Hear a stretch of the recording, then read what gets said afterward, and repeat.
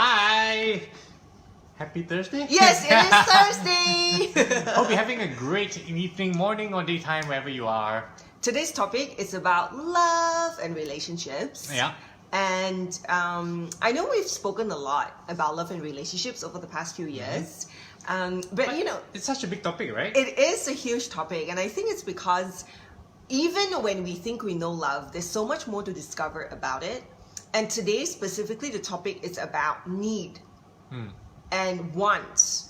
And can you love someone without needing them? And if somebody needs you less, does it mean that they love you less as well? Yeah, what I think it ties to like what we believe is love, and where does need sit in that whole space of love? You know, it's so interesting. You know, I used to think, like, this was when I was in my 20s, I think. I used to think that if I can do everything, like fix the lights in the house, fix any... Yeah, you remember this? You remember this? I remember you telling me something about like, something along the lines of like, you know, if I can do this, like fix the stuff in the house or whatever, throw the trash or something, then why do I need you to be with you? Right? So you remember, that's a interesting perspective. I've never seen that point of view. I mean, my approach to always be different points of view in people's lives is I'm never really shocked. It's just like, of course, people have different points of views, right? Yes. So I was like, oh, that is interesting. It is. And do you remember also like when, you know, at the start of our marriage, we were talking about, like, we had a lot of unhappiness with each other, and you were talking about how if you were doing everything in a house, like if you were doing the majority of like, you know, like washing the clothes and washing the plates or whatever it is, then why do you need a relationship? Why are we, you know, there's no need for another person in your life. You know, like if you're doing everything by yourself anyway. Yeah, I guess the reasoning was more like, if I'm doing two people's job for me, I might as well just do one person's job for myself, right? Yes. And this happens, I think, in a lot of relationships where, you know, so then what is love? And where does love come in? And what does it mean for us? Like if, let's say, why do we have a spouse? Or why do we have a partner, right? Yeah, why do you even want a partner if you don't need the person? Like, if you don't need the person, then why not just be alone, right? Yeah. Like, exactly. why do two persons job for the price of one, for the reward of one? Yeah.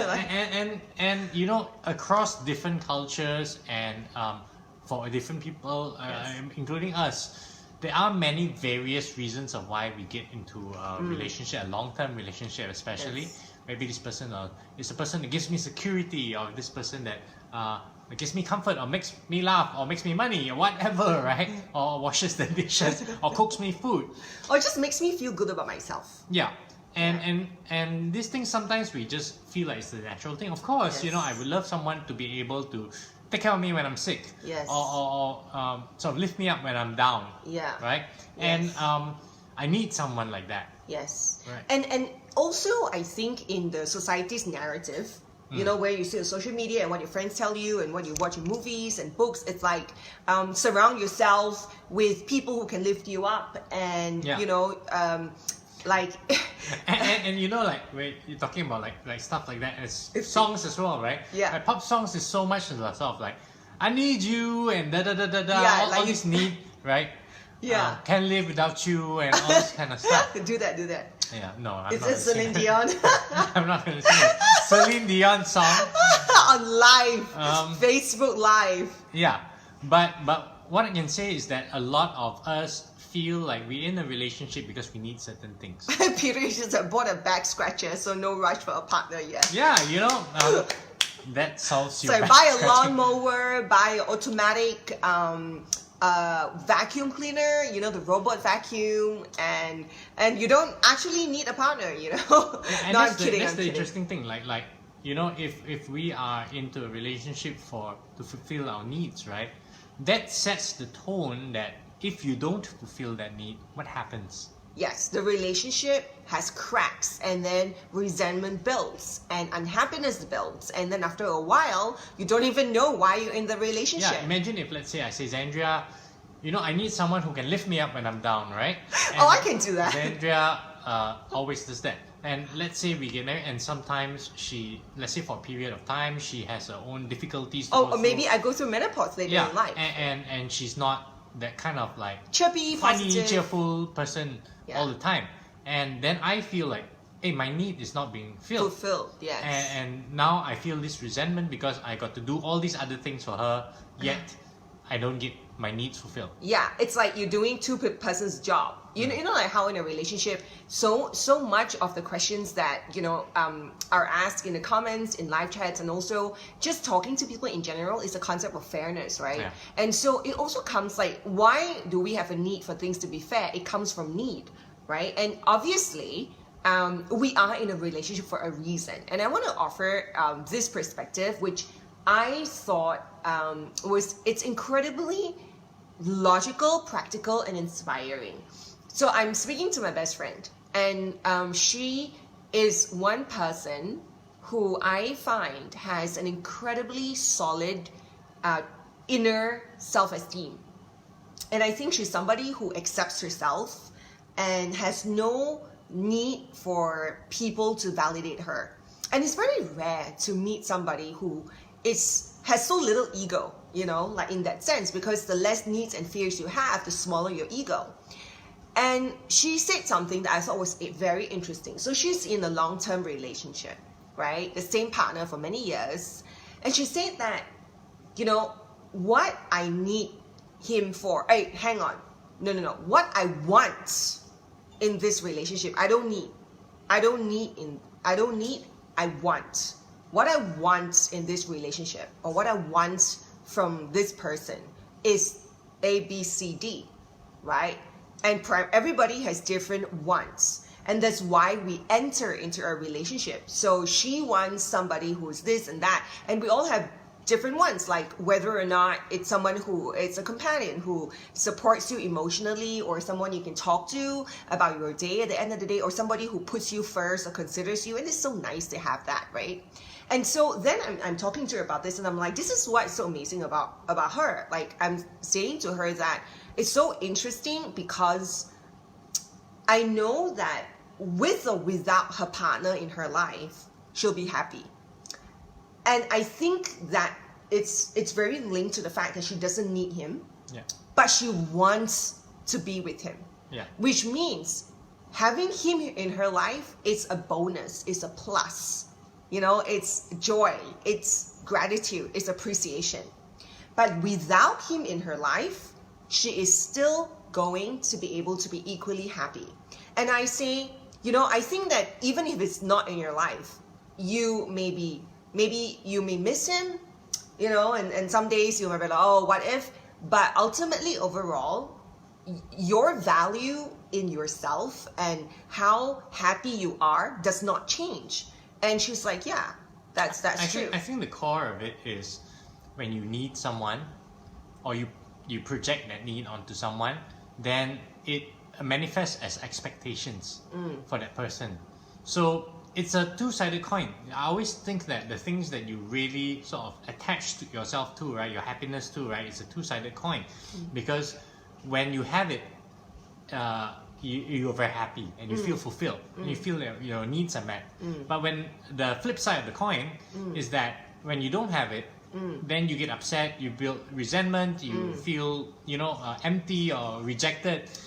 So that's the thing. That's the difference between that what Xandria is talking about, the want and the need. And I think let's be very honest and open about why we're even in a relationship. So I think just to say, to love someone is to not need the person. It's just, for me, a bit too vague. It's like, then why am I even in a relationship? If there's nothing I want from you or need from you, then why this partnership, right?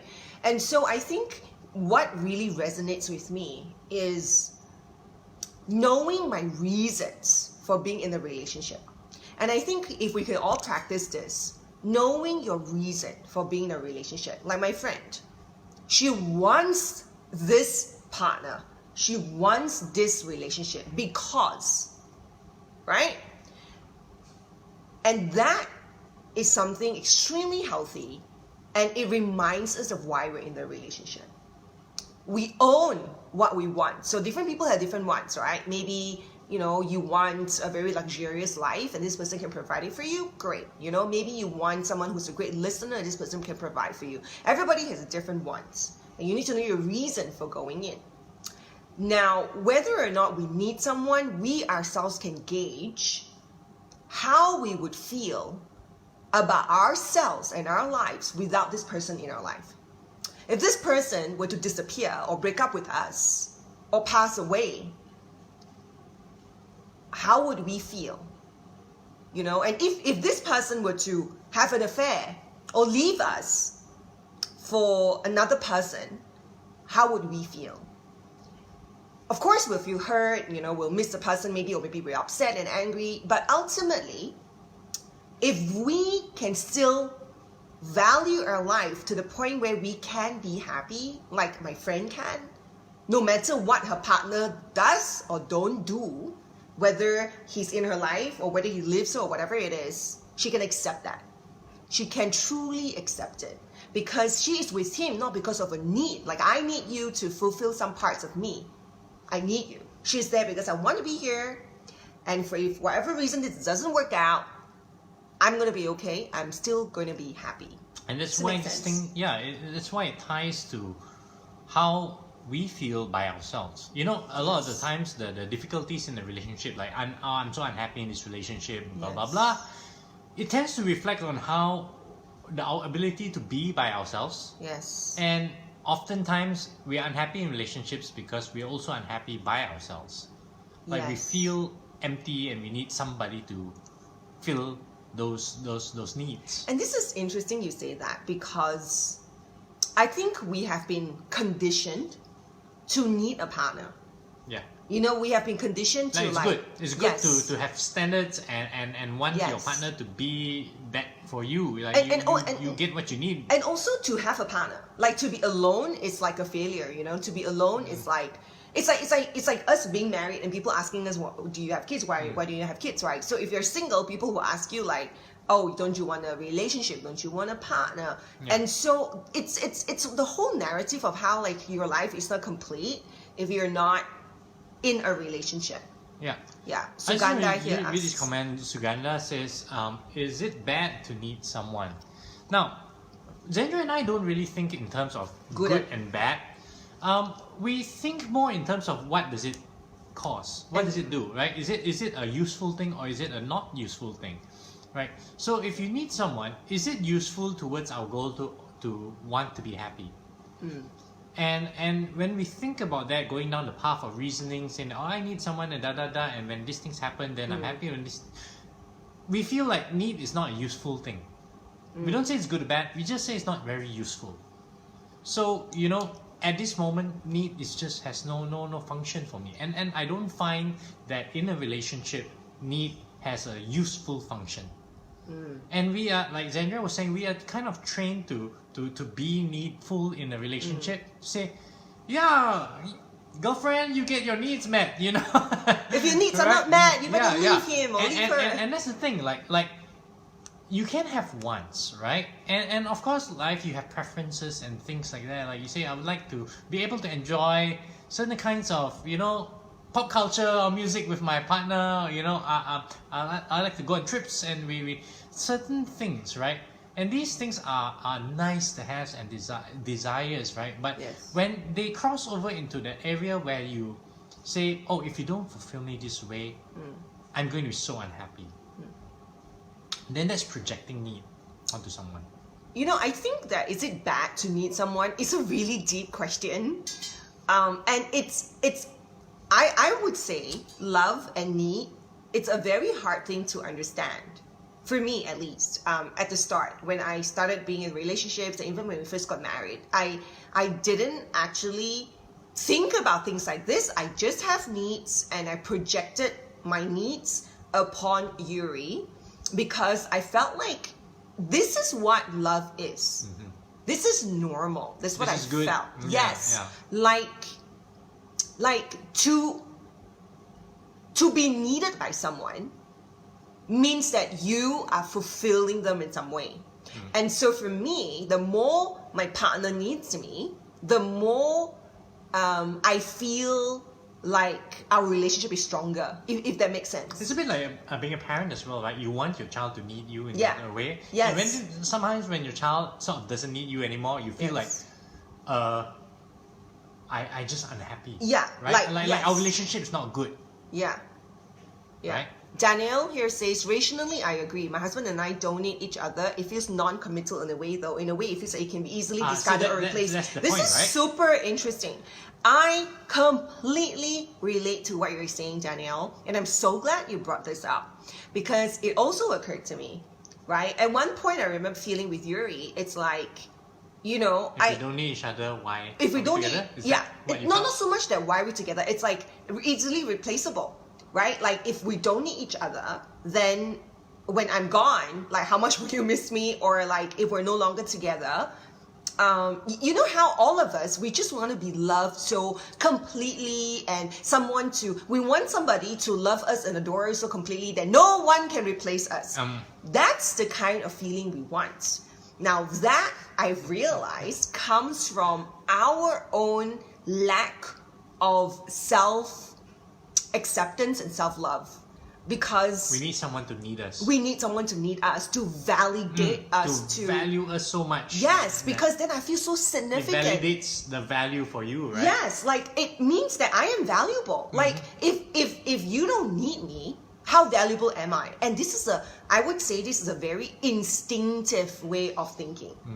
Right? I don't know why. And I'm sure if we really dig deep down, we'll find that it's a variety of reasons why we feel this way. You know, it's conditioning, it's what we watch on TV, it's what we read, it's what our parents tell us, it's what, but nobody teaches us otherwise. You see, I feel like so many of our issues in our relationships can actually not even be there if someone teach us when we're young about what it means to love and accept and value ourselves.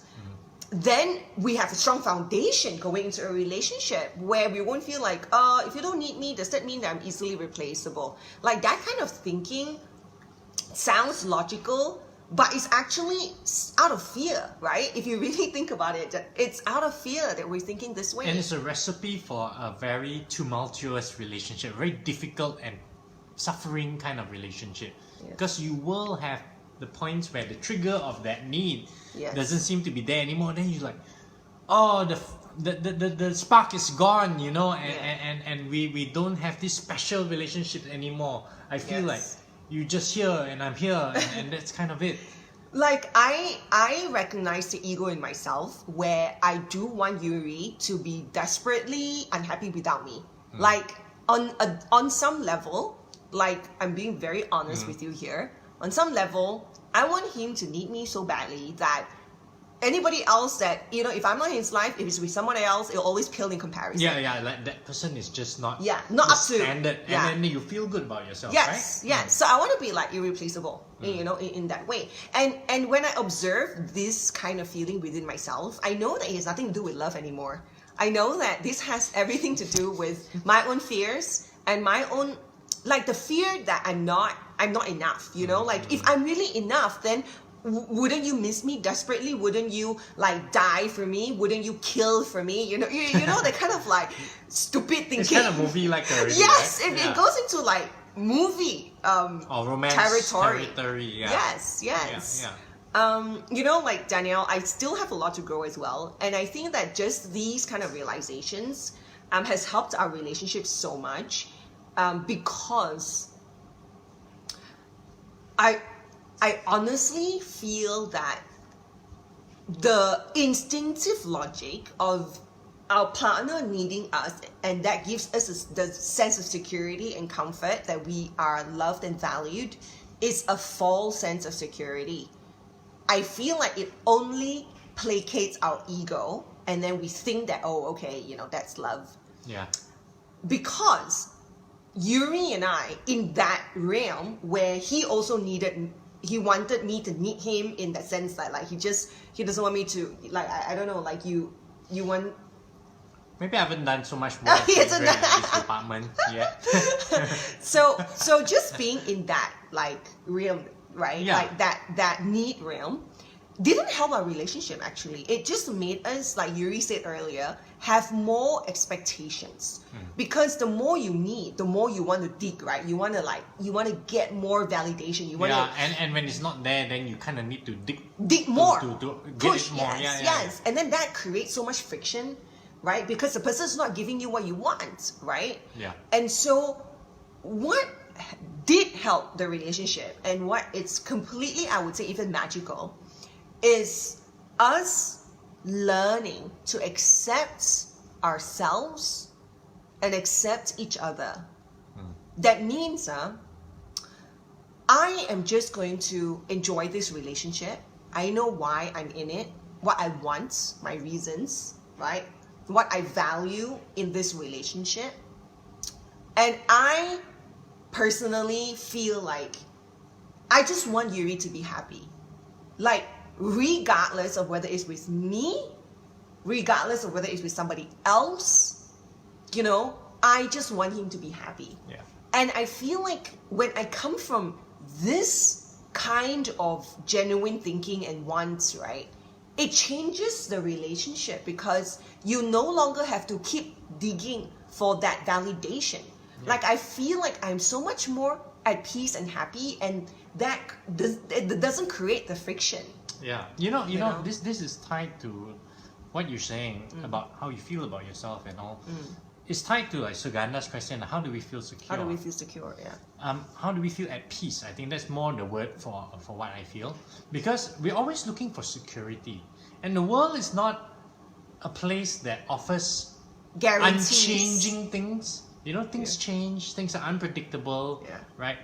And what we need to do is find a semblance of peace within ourselves. Which means, what does this mean is to be able to look at ourselves and say, oh, you know, I'm a bit like this, I'm a bit like that. But you don't place yourself in a, look at yourself from a judging eye. So it's judgment.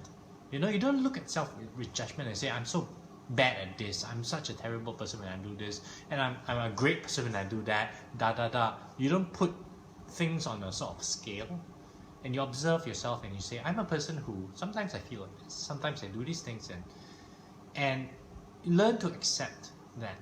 And when I say accept that, you sometimes want to change as well. That's fine, that's good, right? A lot of people feel like when I accept myself means, oh, all my flaws I can kind of like magnify, right? Which is not really the case.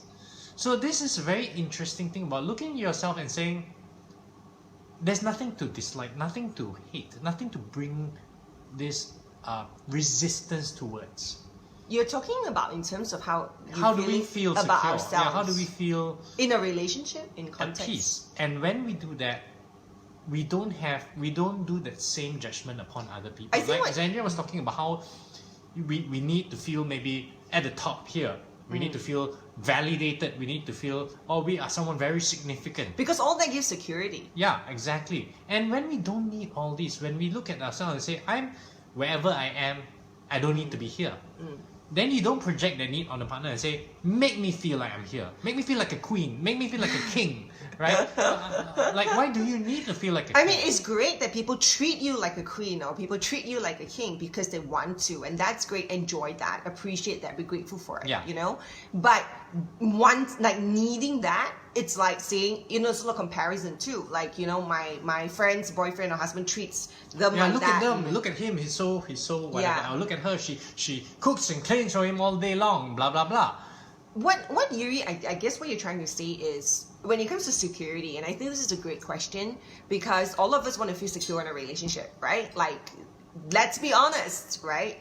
So what you're saying basically is when you are at peace with yourself, then you don't have insecurities to need to feel secure about. Exactly. And that stops the happening of needing the security. Right? Yeah. And honestly, nobody can give you security.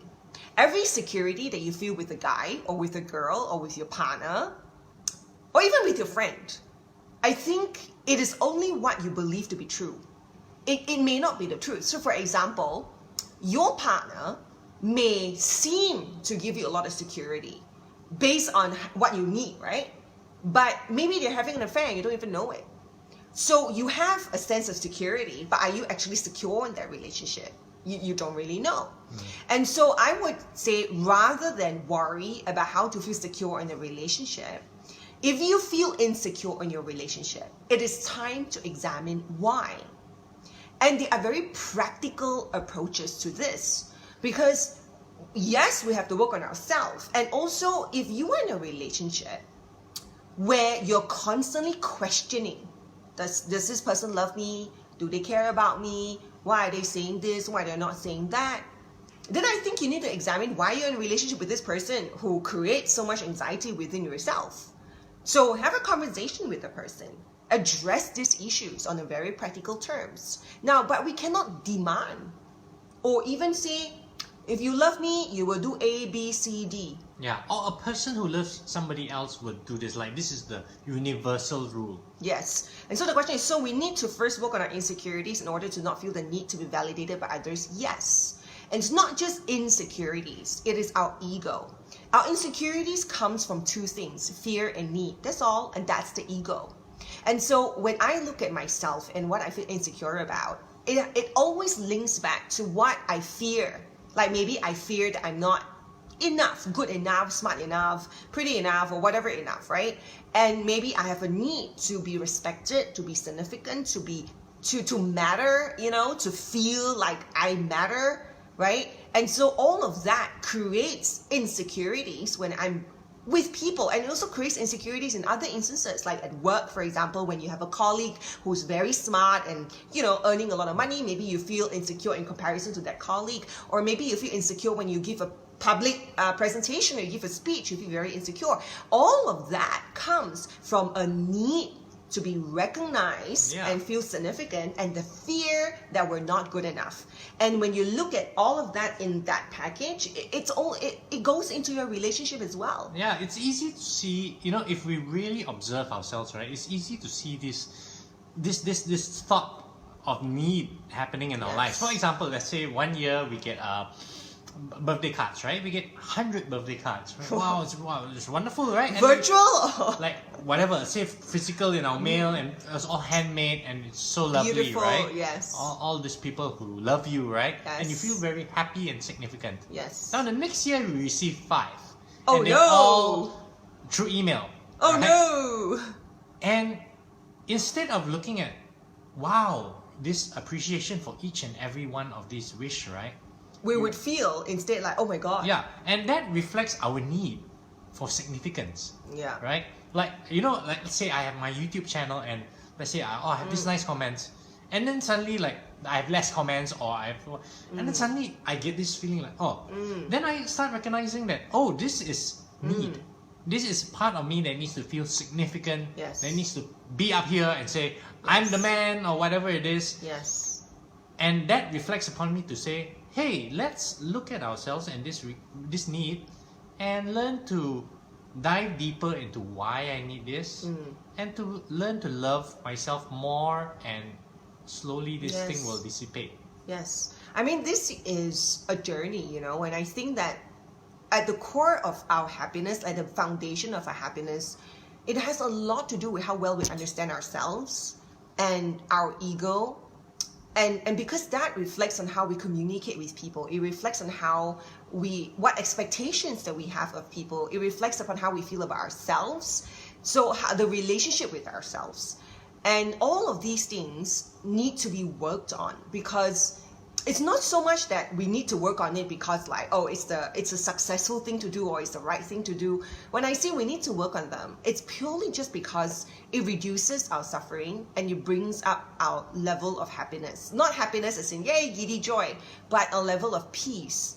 And to have peace within ourselves, it's the greatest gift you can give to yourself, honestly. Because when you are at peace, I feel like when I am at peace, I'm able to solve my problems better. And life is going to be full of problems, if it's not like a challenge that you're facing in your relationship, then it's for your children, or a challenge at work with people, or with your own parents, right? And sometimes it's kind of challenge within yourself where you feel like you're stuck and you just feel so anxious. and you don't feel good about yourself. And so if we don't really know how, we have to find ways. This is why I am opening up my one-on-one coaching. I was talking to Yuri. There was never really an intention for me to be a coach. You know, I make these videos and I write my book with the intention to share. And then I see the amount of messages that I get with the questions that you guys have, and even my own friends I speak to. I feel like I feel like I want to help, and I feel like I am able to guide you through whatever challenges that you're facing. So starting from Sunday, but because, you know, we're having this live chat, I'm able to, I guess, launch it earlier with you guys. If you are interested in a one-on-one coaching with me, Yuri won't be there, it's just me. Send me a direct message, a DM, and I'll send you an application form. So all the information is there with the price and everything. And you can take your time, go through it. There are questions in the application form that helps you understand yourself better as well and what you want to work on. Yes. No, Xandria has put a lot of thought and into creating this, because I can see her desire to want to help people. And helping people is not so much about like, I lift you up and carry you all the way, right? Yeah. It's kind of like, I help you to develop the muscles and the skills to not need me to carry you. Yes. And then you go and carry yourself wherever you want to go. Yes. And then you can carry yourself even further. And I think that is, for me, is the remarkable thing. Yes. That you teach people to not need you. Yes. So the goal of, if you take up a one-on-one coaching with me, the goal is for you to not need me after the sessions are over. You know, like, it's not to keep you as a client forever, because my goal for everybody and for myself, you know, it's always the ability to solve our own problems. I want to be my own coach. I want to be my own therapist. I want to be my own cheerleader. I want to be the kind of person who loves myself. And so that's what I want for you as well. So in the coaching journey, you know, you can call it whatever you want. You can call it coaching or therapy or whatever you want. But the goal is that you develop the skills and the ability, and I'll walk you through them. So especially, like, I feel like if you have a specific challenge that you're going through right now, whether it's with yourself, whether it's with your parents, whether it's with your kids, whether it's with your partner, you know, your own mental and emotional health, or how everything is affecting you negatively and you're feeling so burdened, like, all these things can be let go of, and you can actually learn the skills to bring everything up. So whatever suffering that you're going through, I can tell you right off the bat that it's not going to be the story of your life. You know, I feel like it's so easy for us to feel. Yeah, that's the thing about the story of our lives, right? We very how I say, sometimes too quickly put ourselves into a particular box or story, and we are the failure, or we are the, you know, and this is brought upon by media, right? Like we read stories, and all the people who are celebrated at the end, the hero is the one that everybody carries on the shoulder. What about the person who is doing the carrying, right? And all these people, and we feel like no, we don't want to be that unnamed star, that extra in the show. We want to be the star, right? We are only valuable and significant if we are the star. Even in our own relationship. Yeah. You know. And that is a problematic way of thinking, or a not useful way of thinking, that causes us to have esteem issues. Yes. Because, like, oh, if I'm this kind of extra-ish sort of life, it's not as valuable as the person who we carry. I mean, even in the McDonald's ad, you know, like, I would rather be the main star than to be an extra in the background. And that's the thing. Like, it's so natural for us to want that now. Yes. But the question is, not everybody can be the first violin in the whole orchestra, and that doesn't mean that the cello player, the third cello player, isn't as good as the first violin, right? And it also doesn't mean that the star has the happiest life. Exactly. Because when you ask yourself, what is my purpose in life? What is the objective of living on this earth? It is just to live each day with joy. and you know, in terms of like the richest person, the most beautiful person on the planet, the biggest star on the planet, you know, like, I'm not saying that they're not happy. What I'm saying is that what makes you think that their happiness is at a higher level than yours? And that's an interesting thing, because when you observe all these ultra rich people or ultra supposedly successful people who seem to have the same issues as well, or even bigger issues, right? It kind of goes to show that what they have isn't a problem solver. That in the end, that's just the form, right? They have more money, they have more cars or bigger house or whatever. Or good looks. But or... the same problems with esteem or finding peace, or problems with a partner or resentment still occur. It's the same. As long as you're human, whether you're rich or poor, good looking or ugly or short or tall or whatever it is, right? Like, the problems are the same. And I think the only difference is maybe animals don't experience the same problems as human beings. But if you're a human, you know, I think the problems, the challenges that we go through are actually... So it's important for us to kind of have good role models in our lives, in the sense that, or good examples in our life. It's kind of how, like, you wouldn't take fitness advice from someone who's grossly overweight, right? Yeah. So you need to look at people who in your life that sort of are peaceful, finding joy, are in harmony with the way of things, and look at them and say, that's the kind of people the kind of people I want to follow, right? Or the kind of example I like to take. Yeah. This Sugandha says, I always rely on my husband to appreciate me, and it's a major source of discontentment for me that he doesn't acknowledge me enough, but it's not fair on him. I need to work on my insecurities of always being validated, of always needing to be validated by my partner. You know what? It's not so much that it's fair or not fair on him. I think that you are doing yourself a disservice if you don't learn to understand yourself better and where that need comes from. You know, I feel like we cannot make a person appreciate us more or love us more, and we have no control or power over how a partner feels. We can only learn to accept and love ourselves, and then once we do that, we will naturally extend that love and acceptance towards our partner, and that our partner will appreciate. It's like, you know, it's like saying you give, and that's when you will receive. And that is even more like intangible, right? It sounds like have faith, but this is not it. What I'm saying is, when we learn to love and accept ourselves, we will naturally extend that love and acceptance to our partner, and that is something your partner will be able to appreciate. And if your partner does not, then you can make the decision to not be in that relationship, because it's not what you want, because it's not like you need the person anymore, right? So you can decide, right? Like, oh, I don't think this shoe fits me so well, you know, like, let me go buy another shoe. But if you have so many insecurities making you stuck on that shoe because you feel like you need that shoe to feel significant, then you'll forever be in that shoe that is too tight for you. You know, you need that the peace and acceptance within yourselves gives you more clarity. Yes. And you're not so guided by all these instinctive no choice things, like, I can't go there because I'm afraid of it, or I'm afraid of what might happen. You know, I don't talk to this person because they might blow up and get really upset at me, or I think they might leave me, or all these things, right?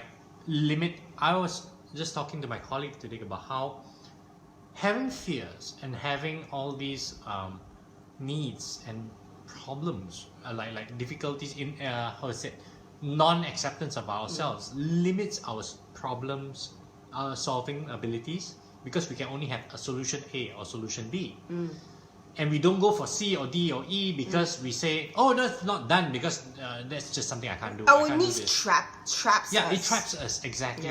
That's a perfect way to put it. Yes. So the more you need someone in the relationship, the less clarity you have on whether you actually want to be with a person. And so exactly what Yuri says, sometimes you feel like you can't speak to your partner, or you can't communicate, or you can't express yourself. And the question is, then why are you still in that relationship? And you feel like you can't leave.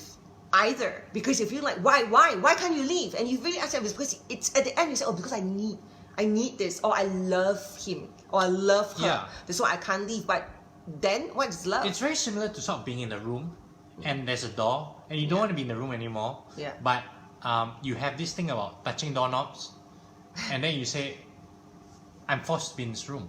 The door is unlocked, but like I have nowhere to go. I have no choice but to be in this room. Yes. And it's just these rules we impose ourselves, these inabilities we impose upon ourselves that lock us in that room. Yeah, it's like the door is unlocked but we can't walk through it. Yeah. Yes. Yeah. Rainy, oh, I'm so sorry. It must be the book depository link. Okay, so what you can do is just Google my name and Be Happy Always, and it'll pop up, or Google Xandria Be Happy Always book depository, and it'll come up. It's very easy to find. Yeah, it's probably updated now because Yes. Yeah. Sometimes it refreshes. I think like maybe the link is broken or something. Yeah, Maybe that's pasted the link, or you can just go on my wall. It's everywhere. The link is everywhere on every video. Hi everybody, and to everybody saying hi, Patty. Grace, you say totally agree. Looking at life in a different and better perspective is the key. And that's the interesting thing about perspective, right? Yeah. Is when we develop the skill to be able to see more clearly,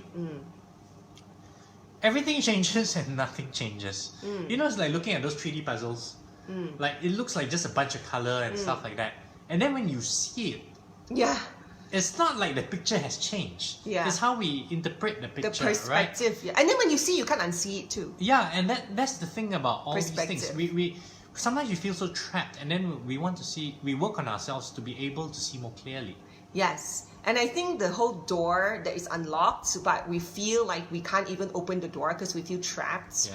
No, that imagery for me is very, very strong, because I think that one of the greatest rewards of me, this personally, you know, me working on myself, and instead of like last time, I used to focus a lot on the relationship, in a sense like what I think the relationship should be like, or what I feel like is a certain good standard to have in the relationship, which means, Yuri, you know, for myself to reach those standards, and for if I am giving those standards, and Yuri also should be reaching those standards, because then it is a partnership. You know what I mean?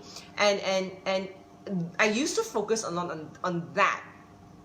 And then there's a lot of unhappiness. And I think being in that mode, it's really me, you know, being in a room with a door that's unlocked, but I'm trapped in the room because I am still in the relationship. I didn't leave the relationship. I'm still in there, but I'm not happy. So for me, like now that I have the perspective of being able to see that already helps so much. And once you see it, you can't unsee it. And then now, why would I willingly go back into that space when I can see that I'm trapping myself? And so when I work on just understanding what needs even are, and what does it do for me, nothing, or what does it do against me, or a lot of things. It caused me a lot of suffering, a lot of expectations, you know, a lot of like need for validation. So instead of that, I turn it around to work on, hey Xandria, why do you need proof that you are significant? Why do I constantly feel so good when people praise me, or think I'm smart, or respect me? And who am I without that praise and the recognition? Am I still worthy? Like, am I still like Xandria that I can be proud of? Or would I feel a bit embarrassed, or would I feel like I don't have much confidence if I'm not getting that validation? And that has nothing to do with Yuri. This whole work, it's internal. It has a lot to do with me being a friend to myself, being able to listen to myself, being able to understand myself and my feelings, you know, and then learning to let go of that need is another journey altogether. But just this work alone has created like magical changes in not just our relationships, but all my relationships with people, even strangers, you know, it changes. Yeah. Because you change, and when you change, then everything you kind of touch changes as well. Yes. Yeah. Ili, okay, I will keep this in mind and make a topic similar on. I mean, I already actually have videos on YouTube on need and love. And if you go to my YouTube channel and you just go into my channel and search for the words need and love, they'll come up. And or you can just go to the playlist, relationships playlist, and a lot of videos will be there, and hopefully they can help your friend. And of course, I will also endeavor to summarize everything we've spoken about in the past 15 minutes into a 2-minute video. You're very good at that, so Hopefully. But again, you know, if any of you, if you or your friend really want to work on yourself, take up the one-on-one coaching with me. And I'm saying this not because I want to sell you something. I'm saying this because I know that we can make that change for your life. You know, if you've been struggling with something and you have a lot of intentions and you've been trying and you still feel very like stuck, I feel like it's possible to be unstuck. I feel like it is possible to create the changes you want and change the story of that of the life, you know? you need skill. Yeah. You need to develop that skill. And not just skill, you need to develop the muscle memory for it. Yeah. And yeah, that's where it comes in. Kay has a great question. How about if the reason is for the children? What reason, as in the reason for being together? Is that, It's for the children? not exactly sure. Okay, so let me see. I think that only adults think that staying together, even when you're deeply unhappy with each other and resentful of each other, staying together for the children is good for the children, like we're together only for the child. Only adults think like that. If you were to ask the child 10 years later or 20 years later, would you have preferred if your parents got a divorce and they were both happy and emotionally healthy and accept themselves and love themselves? Which would you prefer? You just have to ask yourself that, because we instinctively feel that, oh, you know, being together is best for the child. But when you are together, what is your energy? Do you have a lot of resentment and disagreements? Do you have a lot of arguments with each other? You know, your pain and your suffering, even when you say nothing, can be felt by your child. And your child is going to grow up deeply impacted by this, by fear, because at that age you don't really understand what conflicts are. You just know that things are not good. And so that stays with you. And as an adult, even though you know that, oh, my parents were just unhappy, they didn't love each other, but they were still together, you know logically, but deep down inside, the fear that was already instilled into you when you were young, it manifests in your own relationships. Yeah. And so when you're not doing kids any favors. But that doesn't mean you always have to split up. Yeah. Right? You can stay. And both are equally fine. What you need to do is to create, how would I say it, change, right? And change in a way that leads towards more happiness, more skillful living. Which means that if you want to be together, you need to take the effort as well. It's not going to be easy. It's not easy because often you can't sit your partner down and say, hey, we both have to make this effort. Exactly, yeah. So you have to make the effort if you want. And no one can predict the future, right? Yes. It could be, there's no better or worse. Yes. Because everything we compare to is just a fanciful thing in our head, an imagination in our head. I want to say something, and this is something Yuri and I have spoken about, especially when we watch movies.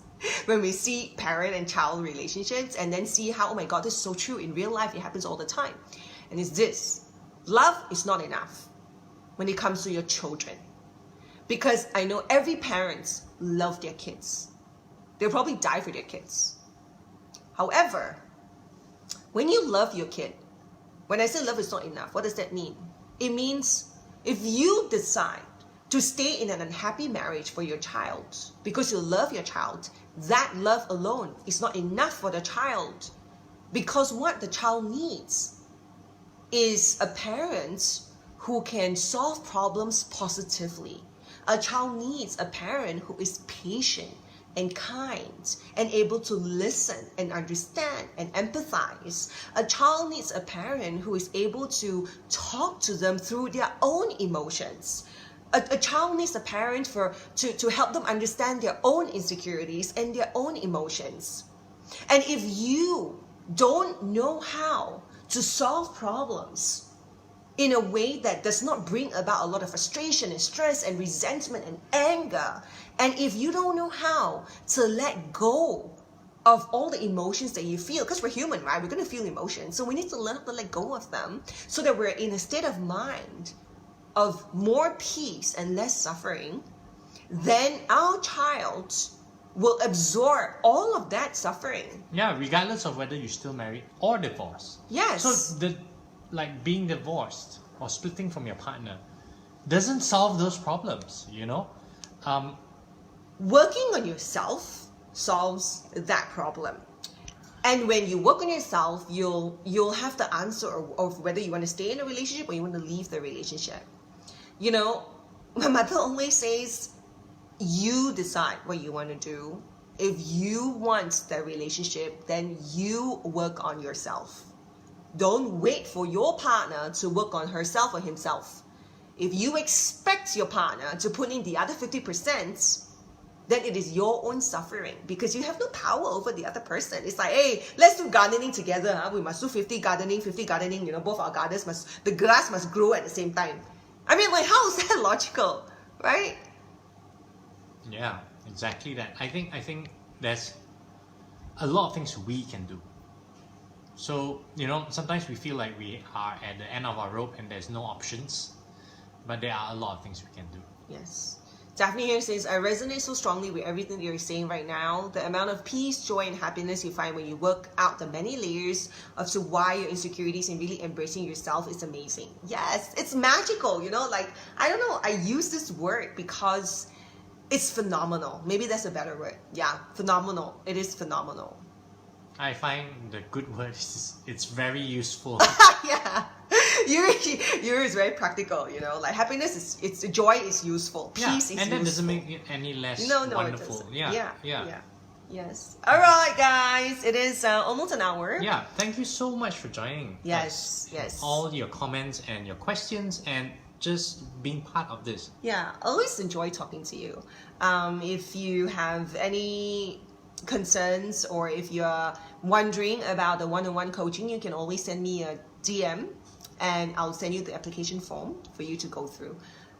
Grace, just to read Grace's comment, I've been through divorce and yes, I thought about my children, but sticking to unhealthy relationships isn't good for them. I moved on because I wanted to be happy for myself and for my kids. Things are better now. It's not perfect, but I'm happier and now I'm radiating happiness to my children. That's amazing. And you know, very happy for you. One of the reasons why sometimes a relationship, when you're already at that stage where it's so toxic, why it's hard to just decide to work on yourself in that state of mind is because whilst you're working on yourself, you still have so many triggers, you still have so many fears and insecurities and needs, and that partner, this particular person, could be the exact person who's triggering. Like, it's not that they are purposely triggering, you know, it's just like, you know how, like, you know, you always say it's like the perfect inferno, you know, like perfect storm where your insecurities and your partner's insecurities and your triggers and your partner's triggers keep setting each other off.